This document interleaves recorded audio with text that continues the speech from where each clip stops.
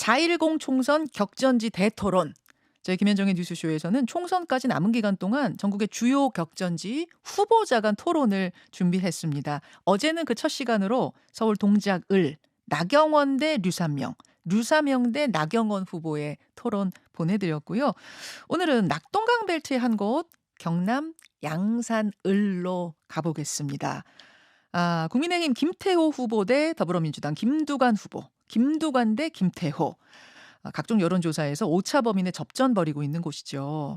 두 사람 모두 경남지사 출신이라는 공통점도 있습니다. 뜨거운 곳입니다. 자, 지금부터 두 후보 만나보죠. 기호 순으로 소개하겠습니다. 먼저 기호 1번 더불어민주당 김두관 후보 나와 계십니까? 예, 반갑습니다. 김두관입니다. 반갑습니다. 이어서 기호 2번 국민의힘 김태호 후보 나와 계시죠? 예, 김태호입니다. 반갑습니다. 반갑습니다. 예. 출마의 변부터 좀 들어야 될 것 같은데요. 먼저 양산을에 왜 나여야 하는가? 출마의 변 1분 30초씩 드리겠습니다. 김두관 후보님. 예, 존경하는 양산 시민 여러분, 사랑하는 웅상 주민 여러분 안녕하십니까? 양산을 해녀기원 김두관입니다. 4년 전에 여러분들이 뽑아주신 김두관에 다시 인사드립니다. 국회의원은 국가의 경영에 참여해서 정부를 감시 견제하고 또 국가의 미래 비전을 끊임없이 제시하는 역할을 합니다. 그래서 국가적인 역할과 지역적인 역할을 잘 배분하는 것이 국회의원의 중요한 책무라고 생각을 합니다. 저는 부울경의 어떤 정치인보다 가장 앞장서서 국정 현안에 대한 입장을 밝혀왔고 특히 윤석열 검찰총장이던 당시 윤석열 탄핵을 가장 먼저 외쳤습니다. 저는 2003년 행자부 장관 재직 중에 국가균형발전의 핵심이 되는 국가균형발전 특별법을 통과시킨 바 있습니다. 부울경 전체 여야 국회의원 중에서 20년 넘게 균형발전을 내쳐온 유일한 사람이라고 자부합니다. 지역에 대한 책임도 결코 소홀히 하지 않았습니다. 지난 20년간 모두가 말로만 했던 웅상선을 제4차 국가 철도망 사업에 반영했고 지금 예비 타당성 마무리 단계에 있습니다. 저는 당연히 예타를 통과할 것이라고 확신을 합니다. 이제 웅상 지하철과 함께 신도시의 시대로 나아갈 일만 남았습니다. 4년간 활동에 대해 여러분들께서 관심 있게 봐주시길 바랍니다. 감사합니다. 정확하게 맞추셨어요, 시간을. 1분 30초 김두관 후보의 출마의 변이었고요. 이어서 국민의힘 김태호 후보로 가겠습니다. 왜 나여야 하는가? 우리 김현정 뉴스쇼 애청자 여러분 무지 반갑습니다. 예. 이 나라 돌아가는 걸 잘 보고 계시죠? 아버지라 부르지 못한 홍길동처럼 이제 조국을 조국이라 부르지 못할 상황도 오는 것 같아요.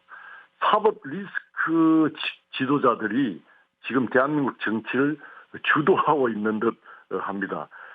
잘 보시지 않습니까? 거대 야당의 그 입법 독재 행포로 지금 대한민국이 미래로 가는 다 발목이 잡히고 있는 그런 형국입니다. 악성 그런 그 파퓰리즘 법만 만들고 있지 않습니까?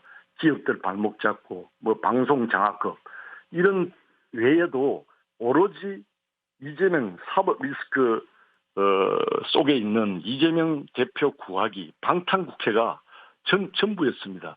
그 거대 야당의 에너지로 민생을 챙기고 또 개혁하고 혁신을 했다면 얼마나 좋았겠습니까?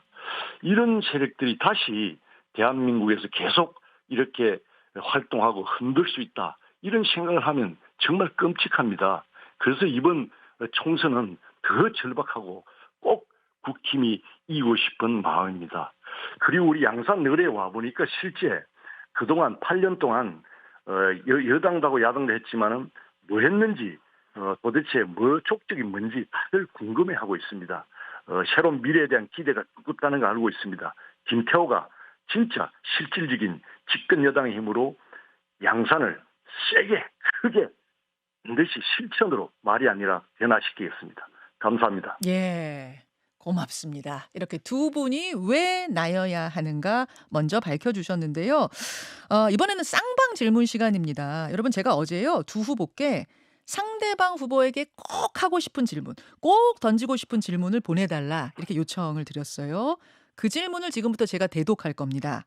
듣고 답변을 해주시면 됩니다. 답변과 반론 시간은 1분씩 핑퐁핑퐁 이렇게 진행을 하도록 하겠습니다. 자, 먼저 김두관 후보가 김태호 후보에게 던지는 첫 번째 질문 대독합니다. 부울경 메가시티는 윤석열 대통령의 공약이었지만 국민의힘의 시도지사들이 합의하여 파기했습니다. 그때 국민의힘 국회의원들은 무엇을 했습니까? 저는 여기에 김태호 후보도 분명 책임이 있다고 생각합니다. 김태호 후보께서는 다시 메가시티를 재추진한다고 의사를 밝히셨는데 부울경 메가시티를 파기한 그 시도지사들과 어떤 논의라도 진행하고 있습니까? 라는 질문입니다. 국민의힘 김태호 후보님 답변 주시죠. 예, 만약에 부울경 메가시티의 전략이 정치쇼가 아니었다면은 김태호가 다시 불씨를 살리겠다라고 했을 때 그거는 책임이 아니라 이거 반겨야죠 오히려. 그게 진짜 의미 있는 일을 같이 하겠다는 사람이 나타났다면은. 그리고 실제 그 말이 바뀌었지만은 용어가 바뀌었지만은 제가 도지사할 때 예. 이미 부울경 행정통합의 중심이 있었고 이제 수도권의 한계가 왔다. 또 하나의 성장 거점이 필요하다. 그래서 토끼 새끼인데 지금은 각각으로 보면은 호랑이 새끼를 키워야 제대로 국가 간에 또 국제 도시 간의 경쟁력이 이루어질 수 있다. 반드시 부울경 통합해야 된다고 제가 제일 앞장서서 그 첫 원조가 바로 접니다. 그러면 오히려 김태호가 다시 그 10초? 의지를 드러낸 것은 반겨야 될 일 아닙니까? 자, 김두관 후보님 답변 주시죠. 늦게나마 이제 부울경 메가시티에 다시 재추진을 한다 하시니까 사실은 이제 내심 환영하는 입장이고 반가웠습니다. 방금 김 후보 말한 것처럼. 예. 그러나 이제 윤석열 정부의 지방시대위원회에서 전국 어디에 살더라도 그야말로 잘 살 수 있게 하겠다 이렇게 약속들을 했지만 정말 지금 국정을 보고 있는 정부 여당이 말로만 하고 있지 전혀 뭐 이렇게 실천 과정이 전혀 없습니다. 그리고 이제 작년 재작년에 지방 수장들이 바뀌자마자 그렇게 했는데 그때 정치적인 책임을 져야 될 33분의 부울경 지역구 국회의원들이 한마디도 하지 않았거든요. 그런데 다시 시작한다고 그러니까 너무 이렇게 말하는 거하고 행동하고 너무 달라서 많은 시도민들이 걱정을 하고 있는데 어쨌든 후보가 다시 재추진한다니까 환영하고 고맙게 생각을 합니다. 자, 예. 아니 뭐 지금 토론이 사실은 한 번 더 김태호 후보한테 반격 기회를 드리려고 그랬는데 마무리가 되는 것 같기도 하고 김태호 후보님 한 말씀 하시겠습니까? 사실 그 법을 추진하면은 이 메가시티의 중심이 결국 양산이 될 거란 말이에요. 예. 부울경에 접해 있는 양산이 중심이 되고 양산에 이 통합 청사가 이루어지고 전 단계로서의 어떤 광역적 교통이라든가 상수도 문제라든가 이런 걸 연차적으로 특별연합을 통해서 이루어가면서 결국 최종적으로 행정통합으로 갈 수 있다고 믿고 있고요.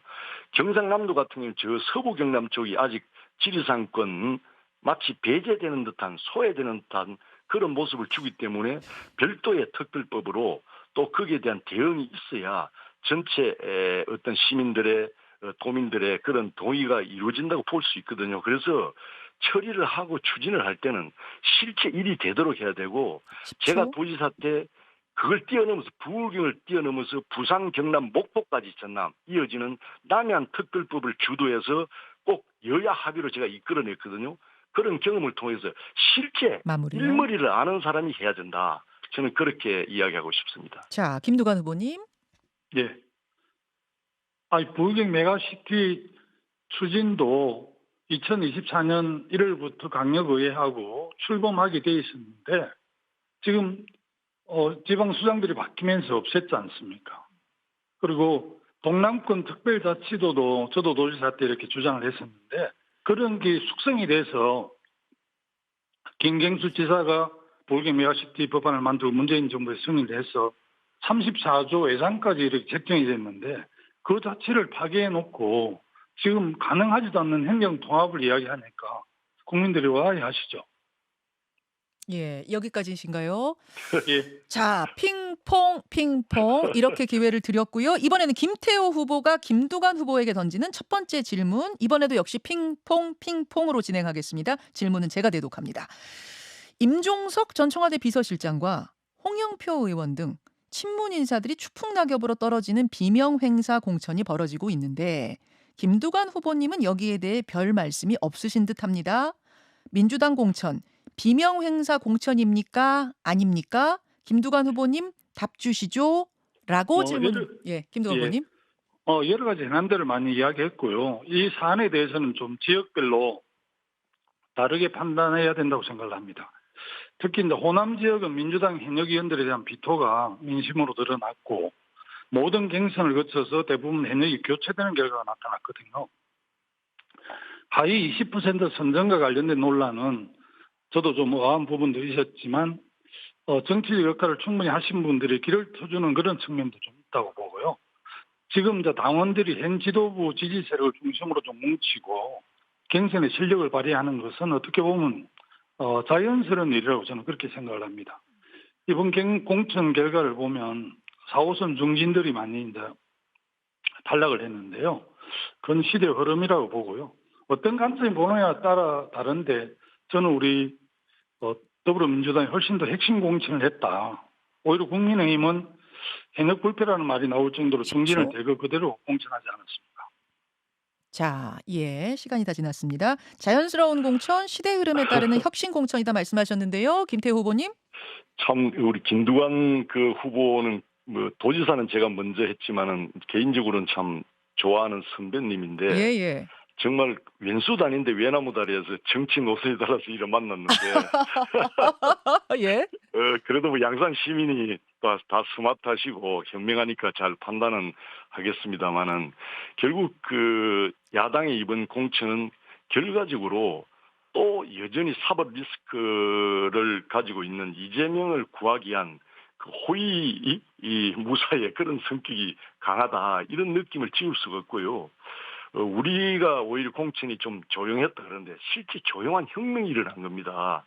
전체적으로 진짜 나름대로 시스템적으로 공천을 했고 김태호를 양산 보낸 거는 잘했는지 모르지만은 저는 굉장히 10초. 전반적으로 의미 있는 아마 국민들이 잘 알고 있을 겁니다. 그 공천의 의미를 정말 다시는 소위 말해서 운동권 어떤 특권 세력 또 마무리. 개딸 소위 전체주의 세력 종북 진북 맹목적 세력 이런 세력들이 국가를 흔들고 마무리해 이런 주시죠. 어둠의 세력들은 막아야 되지 않겠습니까? 자, 호위무사 공천 대 조용한 혁명이었다. 지금 이렇게 말씀하셨어요. 김두관 후보님. 최근에 이제 5.18 그 정신을 헌법 전문에 수록하겠다고 한동훈 비대위원장 이야기를 했는데 예. 최근에 5.18을 비판한 5.18에 대해서 아주 왜곡한 도태우 후보를 그대로 공천을 했고요. 또 일본 이토 히로부미를 찬양한 분도 그렇게 했고 그 국민의힘 공천을 보면 그렇게 조용한 혁명을 했다 하기에는 우리 국민들이 좀 동의하기 어렵다고 생각을 합니다. 이제 공천이 거의 마무리 단계에 있는데요. 우리가 워낙 현역이 많았기 때문에 현역 교체율도 훨씬 많음에도 불구하고 현역 교체율이 높은 걸 보면 국민들이 좀 정확하게 판단할 거라고 봐지고요. 아마 일주일 이내에 전체 공천이 마무리될 텐데 국민들이 냉정하게 판단할 거라고 봅니다. 10초. 예. 아, 여기까지 쓰십니까? 자, 도태우 공천 아까 조수현 후보 공천 말씀하신 거였나요? 예, 예. 김태호 후보님 답변 주시죠. 정말 뭐 좀 안타깝죠. 그 현역을 자르는 게 또 많이 자르는 게 오히려 혁신 공천이라고 하는데 그것은 지역 주민을 그 무시하는 거다. 평가를 해서 지역 주민들이 의정 활동을 통해서 또 선수를 높여가면서 신뢰도를 계속 쌓아간 사람들한테는 기회가 주어져야 되고 오히려 또 그렇지 않고 그런 객관적인 평가를 통해서 컷오프 될 것은 컷오프 되고 이런 과정이 오히려 민심을 또 반영하는 저는 기회라고 생각해요. 그렇게 하다 보니까 개파라는 말이 나오는 거 아닙니까? 비명 행사. 우리 쪽 유리한 사람은 유리하지 않으면은 결과적으로 다 잘라내고 또 우리 쪽에 진짜 호위무사적 성격을 가진 사람들은 좀 무리를 해서라도 공천하는 그야말로 국민들이 다 10초. 지금 보고 있거든요. 그래서 혁신 공천은 현역을 많이 자르는 그 순위가 아니라 그 성격을 잘 봐야 된다. 그렇게 보고 싶습니다. 자, 예. 지금 이제 김태호 후보가 김두관 후보에게 드리는 첫 번째 질문까지 마무리를 했는데 여러분 어떻게 듣고 계십니까? 아마 다들 이 토론 자리가 굉장히 귀한 자리이기 때문에 두 분에 대한 평가뿐만 아니라 당에 대한 평가까지 우리 청취자들이 하고 계실 것 같은데요. 두 번째 질문으로 넘어가겠습니다. 이번에는 김두관 후보, 민주당 김두관 후보가 국민의힘 김태호 후보에게 드리는 두 번째 질문 역시 대독하겠습니다. 국회 의정활동 성적표를 보면 본회의 출석률과 상임위 출석률이 최하위라는 지적이 있습니다. 의정 활동에 성실하지 못했다는 반증입니다. 국회 외통위 상임위 활동을 4년간 했다고 해명했지만 위원장이었던 기간은 1년 남짓밖에 되지 않습니다. 이걸로 핑계가 되지 않는데 김태호 후보님 유권자들에겐 어떻게 설명하시겠습니까? 라는 질문이요. 김태호 후보님. 예, 뭐 시민단체에서 그 순수하게 출석률을 따지는 건 이해가 됩니다만은 우리 김두관 후보님은 정치 지도자이신데 출석률 가지고 이야기하는 거 보는 게 좀 안타깝고요. 정말 저는 그 지난 그 2년간의 그 지금 소위 말해서 다수당 거대 야당의 그 행포를 잘 봐왔습니다. 오로지 그 이재명 대표 어떤 방탄을 위한 그런 그 올인하는, 그래서 출석을 정말 해서 국회에서 뭘 했는지 정말로 정부의 그 기업을 발목을 잡고 오로지 민생하고 다른 그야말로 한 사람 구하기 위해서 방탄국회를 이루기 위해서 출석을 100% 했다. 10초? 그런 분들에게 저는 상을 줘야 된다고 생각합니까? 아마 시민들이 잘 판단할 걸 보고 있고요. 정말 저도 일하고 싶거든요. 마무리요. 예, 우리 그 소수 집권 여당으로서 많은 한계를 느꼈고 정말로 본회의 진짜 참석하고 싶지 않는 마음도 있었습니다. 참석 안 하는 것도 하나의 의사 표현일 수도 있거든요. 자, 예, 30초 정도가 지금 좀 넘쳐서요. 김두관 후보께도 같은 시간 드리겠습니다. 답변 주십시오. 먼저 갱신련에서 22대 총선에 그 불출마를 권유한 저 후보 속에 우리 김태호 후보가 있는데요. 물론 뭐 여러 가지 사정으로 본회의라든지 상임위에 그 출석률이 낮다라고 이렇게 말씀하시지만 워낙 우리 김태호 후보는 실제 이 본회의 출석률하고 상임위 출석률 그리고 법안 발의가 워낙 불성실해서 지금 본인이 뭐 큰 지도자라서 그럴 수밖에 없었다는 점을 말씀하시는데 아마 우리 그 국민들께서는 동의하기 힘드실 겁니다. 저도 뭐 당의 참 좋은 지방정부위원장하고 워낙 지방 순회를 많이 해서 그런 점들이 좀 있긴 하지만 김태호 우리 후보의 본회의 상임위 출석은 워낙 출석률이 많아서 국민들이 좀 동의하기 힘들어서 갱신련에서 아마 이번 그 대출 후보로 이렇게 거론을 한 것으로 저는 알고 있습니다. 자, 마지막 드립니다. 김태호 후보님. 저도 반성을 해야 되는 부분이 있습니다. 어쨌든 이후에 어쨌든 국회 본회의에 출석을 하는 게 맞지만 정말 저는 또 무소속으로 지난번 당선된 사람이잖아요.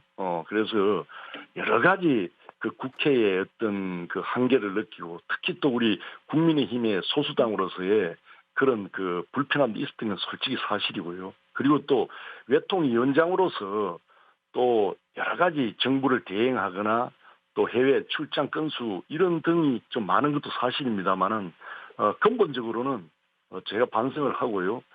정말 이번에 우리가 다수당이 되어서 24시간 저는 출석의 문제가 아니라 진짜 침대를 두고라도 국회에서 민생을 위해서 협치를 위해서 일하고 싶습니다. 10초. 열심히 자, 하겠습니다. 예, 여기까지 두 번째 질문이었고요. 바로 넘어가겠습니다. 이번에는 김태호 후보가 김두관 후보에게 던지는 두 번째 질문. 인천국제공항공사 이른바 인국공 사태 때 조금 더 배우고 필기시험 합격해서 정규직이 됐다고 비정규직보다 2배가량 임금을 더 받는 것이 오히려 불공정이다. 이렇게 언급하신 바가 있습니다. 당시에 2030 취중생들의 분노를 산 적이 있는데 김두관 후보님은 아직도 같은 생각이십니까? 라는 질문입니다. 예, 해당 발언의 취지는 우리나라의 노동의 비정규직 문제를 근본적으로 좀 지적한 부분이고요. 김태호 후보는 아마 같은 일을 하는 비정규직하고 정규직이 2배 가까이 임금이 차이 나는 사이가 바람직하다고 생각하지 않을 건데요. 저는 우리나라가 노동 선진국이 되기 위해서는 노동의 이중화 문제를 반드시 해결해야 된다고 봅니다. 저는 장기적으로 우리나라도 동일 노동인은 동일 임금이 적용되는 게 바람직하다 이렇게 생각을 합니다. 아, 예. 다 시간이 조금 남았습니다만, 자, 김태우 후보님. 맞습니다. 저도 김두관 그 후보님의 동일 노동, 동일 임금 실제 그 자동차 그 소위 그 대기업하고 또 중소기업 또 2차, 3차 밴드 같은 라인에 일하면서도 임금이 2배, 3배 이상 차이 나는 경우가 있거든요. 그런 일은 기본적으로 이중 구조를 뜯어고치고 개혁해야 된다. 이런 데 진짜 개혁을 해야 되거든요. 그건 충분히 인정하지만은 어떤 비정규직과 정규직 사이에서 그걸 어떤 과정을 무시하고 다 정규직화 시켜야 된다. 이것은 정말 땀 흘려서 일하고 경쟁이라는 게 결과적으로 있어야 그 사회가 이렇게 발전하고 역동성이 있는 거 아닙니까? 경쟁 자체를 무시하고 고생하는 분과 또 물론 그 차이는 있지만은 비정규직으로 있는 분을 바로 정규직화하는 부분은 좀 문제가 있지 않느냐. 미래로 가는데 지도자로서 할 말은 아니지 않느냐. 이런 제가 표현이었습니다. 예, 김두관 후보님 마지막 기회입니다. 예, 모든 비정규직을 정규직할 수는 없죠. 시장 경제에서. 그러나 가능하면 저는 정규직하고 비정규직과의 급여 차이라든지 복지 조건을 그래도 비정규직도 정규직 한 70%, 80% 정도 이렇게 올려주는 게 바람직한 노동 구조다고 저는 그렇게 생각하거든요. 그런 측면에서 그 이야기를 했었는데 하여튼 그 당시에 좀 제가 했던 본래 취지보다 많이 왜곡돼서 보도를 해서 젊은 청년들이 오해를 했는데요. 그 점에 대해서는 저도 미안하게 생각을 하고 있습니다. 자, 예. 두 분이 지금 토론을 뜨겁게 벌여주시다 보니까 시간이 다 됐습니다. 두 분이 각자 뽑아오신 질문들을 드렸고요. 이제 마지막 발언 기회를 드리겠습니다. 우리 유권자들께 꼭 하고 싶은 말씀. 지금 제가 생방송 시간을 역으로 좀 해보니까 40초씩 드릴 수 있을 것 같아요. 1번 김두관 후보님부터 말씀 주시죠. 예, 저는 4년 전에 김포에서 이곳 양산으로 왔습니다. 누가 더 양산을 더 잘 알겠습니까? 4년 내내 양산 지역 곳곳을 누빈 저와 이제 막 양산에 온 후보 중에 이 지역에 대해서 누가 더 준비를 많이 했겠습니까? 저는 지역의 국회의원 역할도 열심히 했다고 자부하지만 무엇보다 나라의 미래를 여는 국회의원 본연의 역할이 누구보다 충실했다고 생각을 합니다. 10초. 이 부분에 대해서는 유권자 여러분께서 비교해 보시면 비교 불가라고 저는 당당히 말씀드립니다. 감사합니다. 김태우 후보님 40초요. 우리 양산 어려와 보니까 전임 서영수 의원 또 김두관 의원 8년 동안 뭐 했는지 모르겠다. 이번에 좀 바꿔야 되겠다는 여론도 굉장히 두껍더라고요. 잘 아는 거하고 실제 행동으로 실천을 가지고 일하는 거하고는 좀 차이가 있는 것 같습니다. 꼭 평가를 잘 받아서 제대로 한번 양상을 진짜 좋은 변화의 모습으로 바꾸고 싶고요. 특히 이제 한국 정치 유통기간이 지났잖아요. 이런 10초. 한국 정치에 어떤 변화를 위해서 정말 쓸모있는 역할도 하겠다는 약속을 드립니다. 고맙습니다. 이야, 정말 바쁜 이 아침 선거운동 시간에 두 분이 우리 전국에 있는 청취자들을 위해서 귀한 시간 내주시고 품격 있는 토론 해주셨습니다. 두 분께 다시 한번 감사드립니다. 고맙습니다. 예, 감사합니다.